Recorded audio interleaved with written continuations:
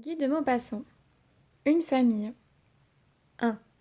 J'allais revoir mon ami Simon Radevin que je n'avais point aperçu depuis 15 ans. Autrefois, c'était mon meilleur ami, l'ami de ma pensée, celui avec qui on passe les longues soirées tranquilles et gaies, celui à qui on dit les choses intimes du cœur, pour qui on trouve, en causant doucement, les idées rares, fines, ingénieuses, délicates, nées de la sympathie même qui excite l'esprit et le met à l'aise. Pendant bien des années, nous ne nous étions guère quittés. Nous avions vécu, voyagé, songé, rêvé ensemble, aimé les choses d'un même amour, admiré les mêmes livres, compris les mêmes œuvres, frémi des mêmes sensations, et si souvent ri des mêmes êtres que nous nous comprenions complètement, rien qu'en échangeant un coup d'œil. Puis il s'était marié. Il avait épousé tout à coup une fille de province venue à Paris pour chercher un fiancé. Comment cette petite blondasse, maigre aux mains niaises, aux yeux clairs et vides, à la voix fraîche et bête, pareille à 100 000 poupées à marier, avait-elle cueilli ce garçon intelligent et fin? Peut-on comprendre ces choses-là? Il avait sans doute espéré le bonheur simple, doux et long, entre les bras d'une femme tendre et fidèle, et il avait entrevu cela dans le regard transparent de cette gamine aux cheveux pâles. Il n'avait pas songé que l'homme actif, vivant et vibrant, se fatigue de tout dès qu'il a saisi la stupide réalité, à moins qu'il ne s'abrutisse au point de ne plus rien comprendre. Comment allais-je le retrouver? Toujours vif, spirituel, rieur et enthousiaste, ou bien endormi par la vie provinciale? Un homme peut changer en 15 ans. 2.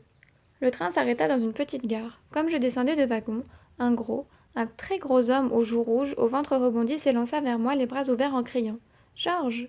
Je l'embrassai, mais je ne l'avais pas reconnu. Puis je murmurai stupéfait « Christi, tu n'as pas maigri !» Il répondit en riant « Que veux-tu? La bonne vie, la bonne table, les bonnes nuits, manger et dormir, voilà mon existence. » L'œil seul n'avait point changé, mais je n'en retrouvais plus le regard, et je me disais s'il est vrai que le regard est le reflet de la pensée de cette tête-là n'est plus celle d'autrefois, celle que je connaissais si bien. L'œil brillait pourtant, plein de joie et d'amitié, mais il n'avait plus cette clarté intelligente qui exprime, autant que la parole, la valeur d'un esprit. Tout à coup, Simon me dit « Tiens, voici mes deux aînés. » Une fillette de 14 ans, presque femme, et un garçon de 13 ans, vêtu en collégien, s'avancèrent d'un air timide et gauche. Je murmurai « C'est à toi. » Il répondit en riant « Mais oui. Combien en as-tu donc ?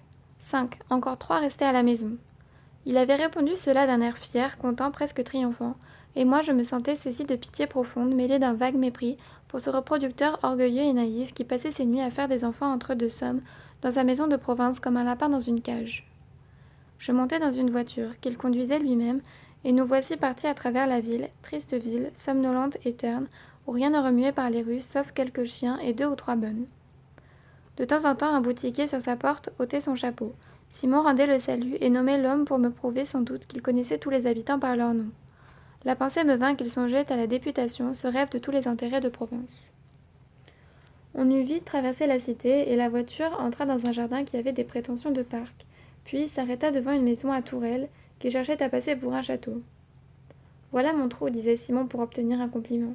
Je répondis, c'est délicieux. Sur le perron, une dame apparut, parée pour la visite, coiffée pour la visite, avec des phrases prêtes pour la visite. Ce n'était plus la fillette blondasse et fade que j'avais vue à l'église 15 ans plus tôt, mais une grosse dame à falbala et à frison, une de ces dames sans âge, sans caractère, sans élégance, sans esprit, sans rien de ce qui constitue une femme. C'était une mère, enfin, une grosse mère banale, la pondeuse, la poulinière humaine, la machine de chair qui procrée sans autre préoccupation dans l'âme que ses enfants et son livre de cuisine. Elle me souhaita la bienvenue et j'entrai dans le vestibule où 3 mioches alignés par rang de taille semblaient placés là pour une revue comme des pompiers devant un maire. Je dis « Ah ah, voici les autres ?» Simon radieux les nomma. Jean, Sophie et Gontran. La porte du salon était ouverte. J'y pénétrai et j'aperçus au fond d'un fauteuil quelque chose qui tremblotait, un homme, un vieux homme paralysé. Madame Radevin s'avança. « C'est mon grand-père, monsieur, il a 87 ans. » Puis elle cria dans l'oreille du vieillard trépidant. « C'est un ami de Simon, papa. » L'ancêtre fit un effort pour me dire bonjour et il vagit. « Ouah, ouah, ouah !» en agitant sa main. Je répondis « Vous êtes trop aimable, monsieur » et je tombai sur un siège. Simon venait d'entrer. Il riait. « Ah ah, tu as fait la connaissance de bon papa. Il est impayable, ce vieux. C'est la distraction des enfants. Il est gourmand, mon cher, à se faire mourir à tous les repas. Tu ne te figures point ce qu'il mangerait si on le laissait libre. Mais tu verras, tu verras. Il fait de l'œil au plat sucré comme si c'était des demoiselles. Tu n'as jamais rien rencontré de plus drôle, tu verras tout à l'heure. » Puis on me conduisit dans ma chambre pour faire ma toilette, car l'heure du dîner approchait. J'entendais dans l'escalier un grand piétinement et je me retournai. Tous les enfants me suivaient en procession derrière leur père, sans doute pour me faire honneur. Ma chambre donnait sur la plaine, une plaine sans fin, toute nue, un océan d'herbes, de blé et d'avoine, sans un bouquet d'arbres ni un coteau, image saisissante et triste de la vie qu'on devait mener dans cette maison. Une cloche sonna, c'était pour le dîner, je descendis. Madame Radevin prit mon bras d'un air cérémonieux et on passa dans la salle à manger. Un domestique roulait sur le fauteuil du vieux qui, à peine placé devant son assiette, promena sur le dessert un regard avide et curieux en tournant avec peine d'un plat vers l'autre sa tête branlante. Alors Simon se frotta les mains. « Tu vas t'amuser, me dit-il, et, tous les enfants comprenant qu'on allait me donner le spectacle de grand-papa gourmand, se mirent à rire en même temps, tandis que leur mère souriait seulement en haussant les épaules. Radevin se mit à hurler vers le vieillard en formant porte-voix de ses mains. « Nous avons ce soir de la crème au riz sucré !»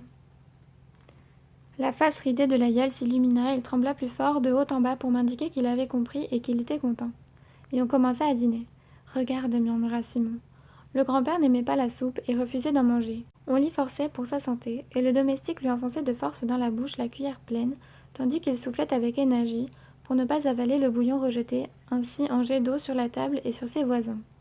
Les petits enfants se tordaient de joie, tandis que leur père, très content, répétait « Est-il drôle, ce vieux ?» Et tout le long du repas, on ne s'occupa que de lui.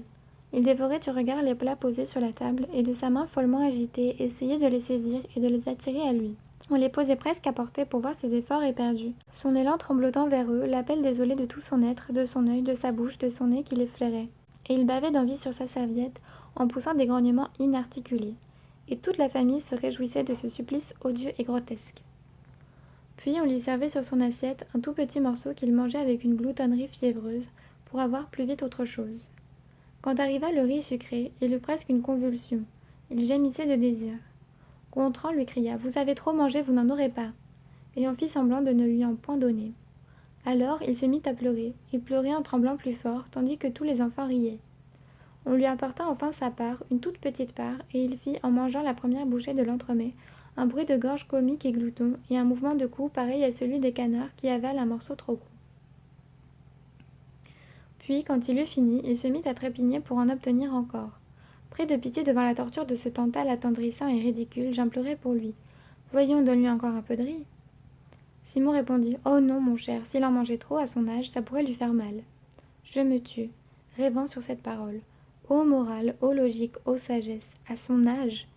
Donc on le privait du seul plaisir qu'il pouvait encore goûter par souci de sa santé, Qu'en ferait-il ce débris inerte en tremblotant? On ménageait ses jours, comme on dit. Ses jours? Combien de jours? 10, 20, 50 ou 100? Pourquoi? Pour lui? Ou pour conserver plus longtemps à la famille le spectacle de sa gourmandise impuissante? Il n'avait plus rien à faire en cette vie, plus rien. Un seul désir lui restait, une seule joie. Pourquoi ne pas lui donner entièrement cette joie dernière, la lui donner jusqu'à ce qu'il en mourût? Puis, après une longue partie de cartes, je montai dans ma chambre pour me coucher. J'étais triste, et je me mis à ma fenêtre. On n'entendait rien au dehors qu'un très léger, très doux, très joli gazouillement d'oiseau dans un arbre quelque part. Cet oiseau devait chanter aussi, à voix basse, dans la nuit, pour bercer sa femelle endormie sur ses œufs. Et je pensais aux 5 enfants de mon pauvre ami qui devaient ronfler maintenant aux côtés de sa vilaine femme.